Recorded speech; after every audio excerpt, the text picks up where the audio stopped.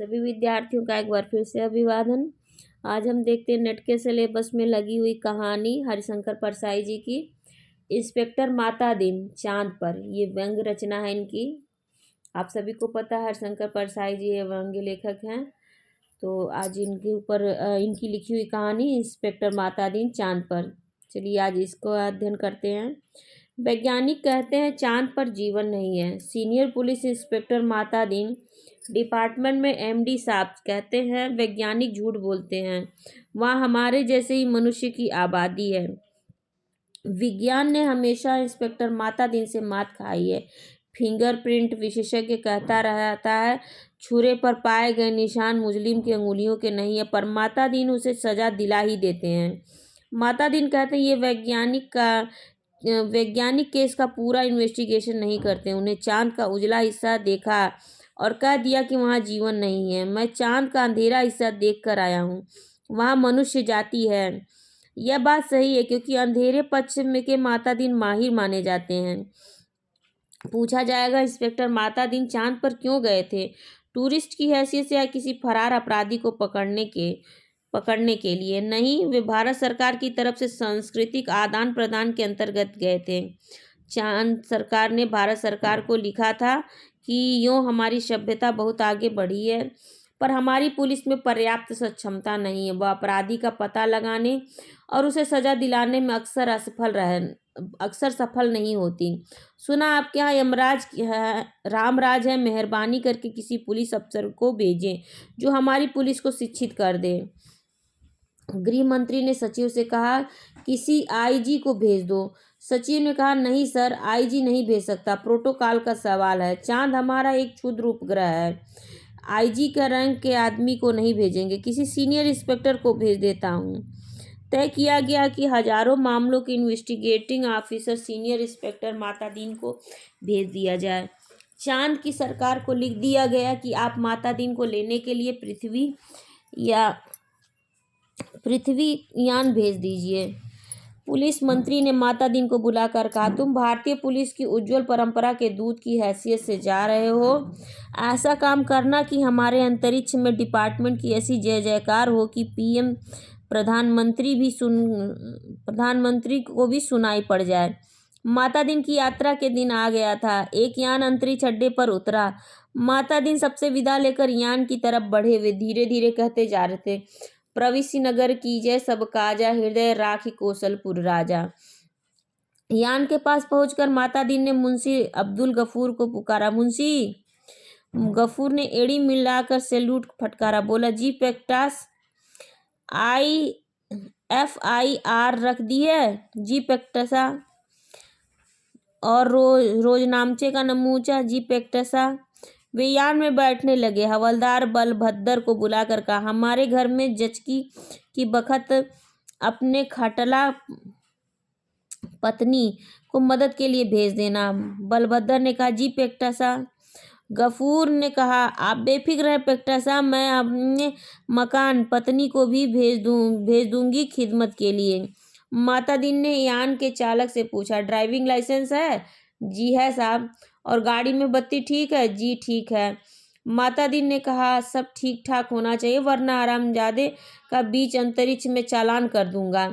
चंद्रमा से आए चालक ने कहा हमारे यहाँ आदमी से इस तरह नहीं बोलते।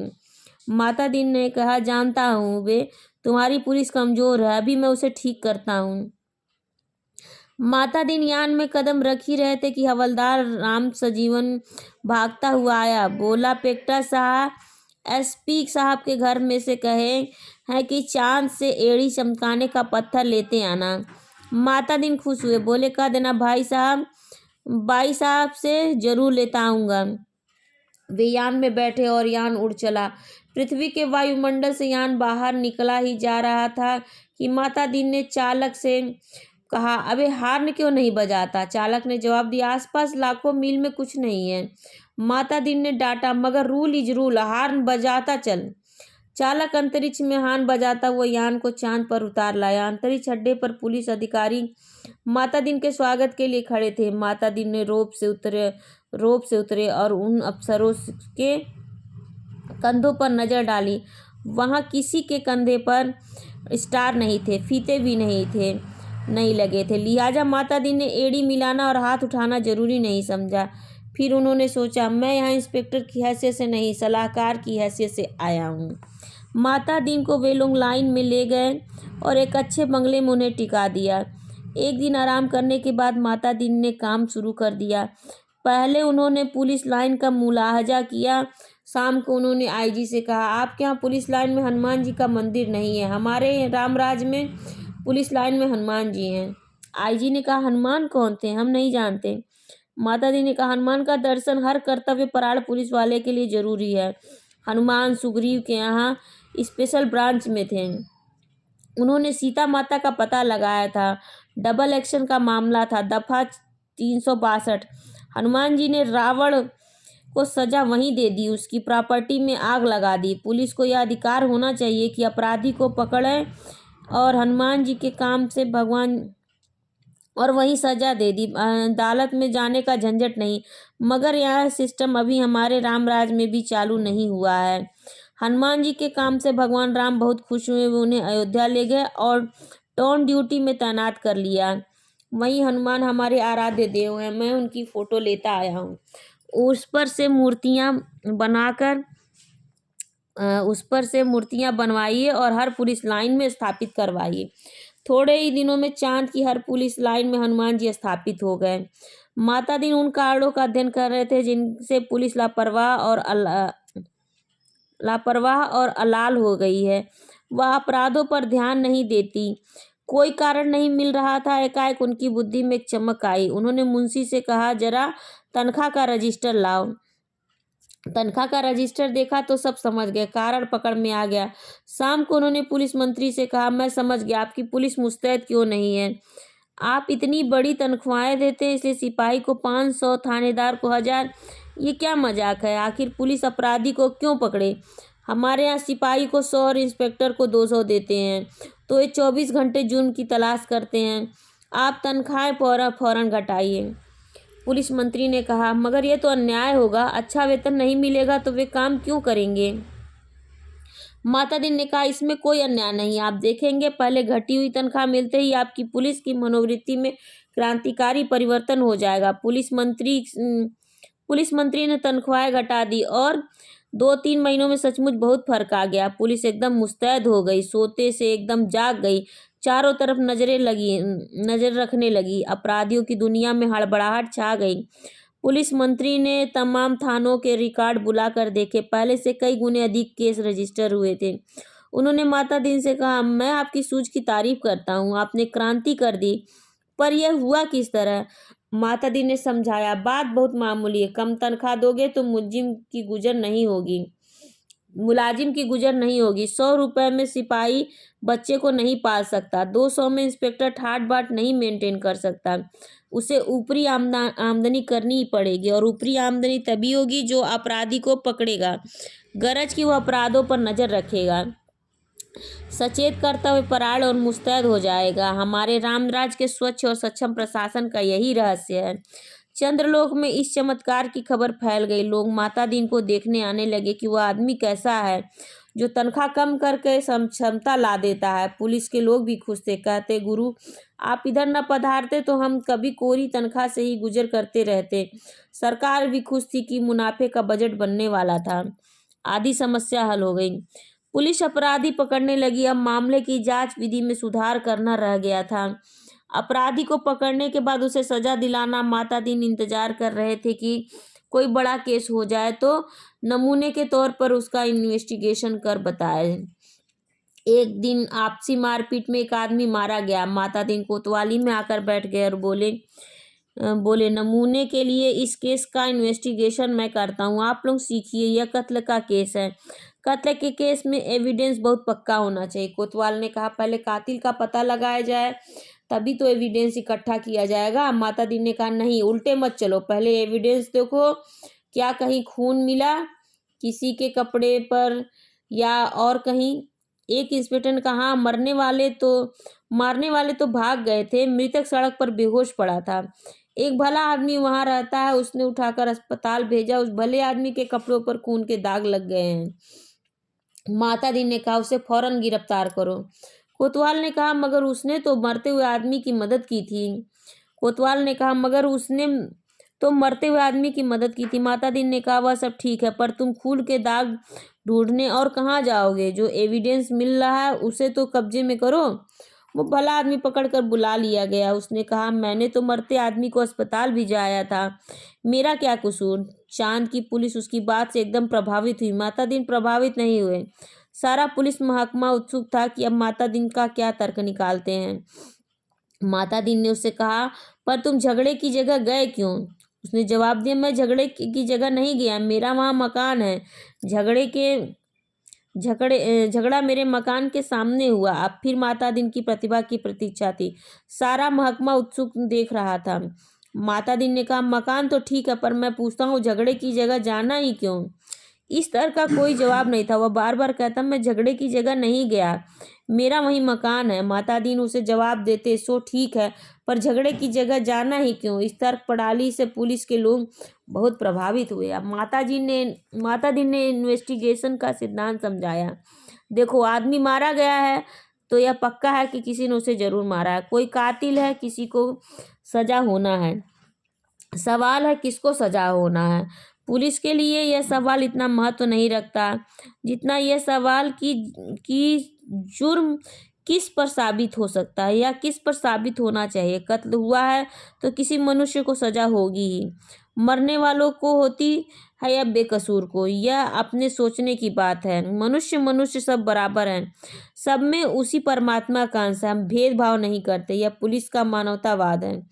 दूसरा सवाल है कि किस पर जुर्म साबित होना चाहिए। इसका निर्णय इन बातों से होगा। पहला, क्या वह आदमी पुलिस के रास्ते में आता है? दूसरा, क्या उसे सजा दिलाने से ऊपर के लोग खुश होंगे? माता दीन को बताया गया कि वह आदमी भला है, पर पुलिस अन्याय करे तो विरोध करता है। जहां तक ऊपर के लोगों का सवाल है, वह वर्तमान सरकार की विरोधी राजनीति वाला है। माता दीन ने टेबल ठोकर कहा फर्स्ट क्लास केस, पक्का एविडेंस और ऊपर का सपोर्ट। एक इंस्पेक्टर ने कहा पर हमारे गले ये बात नहीं उतरती कि एक निरपराध भले आदमी को सजा दिलाई जाए। माता दीन ने समझाया देखो मैं समझा चुका हूँ, सब में उसी ईश्वर का अंश है। सजा इसे हो या कातिल को, फांसी पर तो ईश्वर ही चढ़ेगा ना। फिर तुम्हें कपड़ों पर खून मिल रहा है, इसे छोड़कर तुम कहाँ खून ढूंढते फिरोगे? तुम तो भरो एफआईआर। माता दीन ने एफआईआर भरवा दी। बखत जरूरत के लिए जगह खाली छुड़वा दी। दूसरे दिन पुलिस कोतवाल ने कहा गुरुदेव हमारी तो बड़ी आफत है। तमाम भले आदमी आते हैं और कहते हैं कि उस बेचारे बेकसूर को क्यों फंसा रहे हो। ऐसा तो चंद्रलोक में कभी नहीं हुआ। बताइए हम क्या जवाब दें, हम तो बहुत शर्मिंदा हैं। माता दीन ने कोतवाल से कहा घबराओ मत, शुरू शुरू में इस काम में आदमी को शर्म आती है, आगे तुम्हें बेकसूर को छोड़ते शर्म आएगी। हर चीज का जवाब है। अब आपके पास जो आए उससे कह दो हम जानते हैं कि वह निर्दोष है, पर हम क्या करें, यह सब ऊपर से हो रहा है। कोतवाल ने कहा तब वे एसपी के पास जाएंगे। माता दीन बोले एसपी से कह देंगे ऊपर से हो रहा है। तब वे आईजी के पास जाएंगे, शिकायत करेंगे। आईजी भी कहें कि सब ऊपर से हो रहा है। तब तो वे लोग पुलिस मंत्री के पास पहुंचेंगे। पुलिस मंत्री भी कहेंगे भैया मैं क्या करूं, ये सब ऊपर से हो रहा है। तो ये प्रधानमंत्री के पास जाएंगे। प्रधानमंत्री भी कहें कि मैं जानता हूँ वो निर्दोष है, पर यह सब ऊपर से हो रहा है। माता दीन ने कहा तब क्या? तब वे किसके पास जाएंगे? भगवान के पास ना। मगर भगवान से पूछकर कौन लौट सका है? कोतवाल चुप रह गया। वह इस महान प्रतिभा से चमत्कृत था। माता दीन ने कहा एक मुहावरा ऊपर से हो रहा है, हमारे देश में 25 सालों से सरकारों को बचा रहा है, तुम इसे सीख लो। केस की तैयारी होने लगी। माता दीन ने कहा 4-6 चश्मदीद गवाह लाओ। कोतवाल चश्मदीद गवाह कैसे मिलेंगे जब किसी ने उसे मारते देखा ही नहीं? तो चश्मदीद गवाह कोई कैसे होगा? माता दीन ने सिर ठोक लिया। किन बेवकूफ़ों के बीच फंसा दिया गवर्नमेंट ने, इन्हें तो ABCD भी नहीं आती। झल्ला कर कहा चश्मदीद गवाह किसे कहते हैं जानते हो? चश्मदीद गवाह वह नहीं है जो देखे, बल्कि वह है जो कहे मैंने देखा। कोतवाल ने कहा ऐसा कोई क्यों कहेगा?